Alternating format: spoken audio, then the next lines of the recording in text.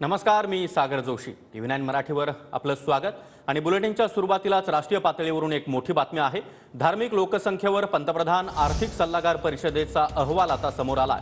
65 वर्षांमध्ये देशात हिंदूंच्या संख्येमध्ये 7.8% घट झाल्याची नोंद या अहवालात करण्यात आली आहे. तर मुस्लिमांच्या लोकसंख्येमध्ये 43.15% वाढ झाल्याची माहिती या अहवालातून आता समोर आली आहे. 1950 ते 2015 या 65 वर्षातील कालावधीचा अहवाल आता समोर आलाय. आणि निवडणुकीच्या काळामध्ये अहवाल समोर आल्यानं राजकारण मात्र चांगलंच तापलंय. आणि याच संदर्भात अधिक माहिती देण्यासाठी आमचे प्रतिनिधी संदीप राजगुळकर सध्या आपल्यासोबत आहेत. संदीप, अहवाल नेमका काय आहे, त्यामुळे आता लोकसभा निवडणुकीमध्ये मोठी खळबळ माजण्याची शक्यता आहे? खरं तर ही सल्लागार परिषद जी आहे सागरची 4 सदस्यीय असते आणि पंतप्रधान कार्यालयाला आर्थिक सर्वेक्षण असेल किंवा आर्थिक जी बाजू असते संपूर्ण देशभरामधली जातीने आहे त्या सगळ्या संदर्भातली जी माहिती आहे ती पुरवत असते.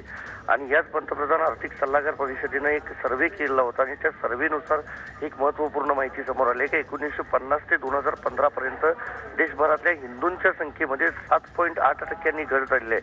तर दुसरीकडे याच 65 वर्षामध्ये जवळपास मुस्लिम समाजाच्या लोकसंख्येमध्ये जवळपास 43.15% वाढ झालेली आहे. जरी ही हिंदू आणि मुस्लिम अशी आकडेवारी असली तरी ऐन लोकसभा निवडणुकीच्या रणधुमाळीमध्ये ही आकडेवारी समोर आल्यामुळं राजकारणात तापलेला आहे. आता विरोधी पक्ष असतील किंवा सत्ताधारी पक्ष असतील यांच्याकडून या संदर्भात काय प्रतिक्रिया येतात हे बघणं अतिशय महत्त्वाचं असणार आहे. सागर.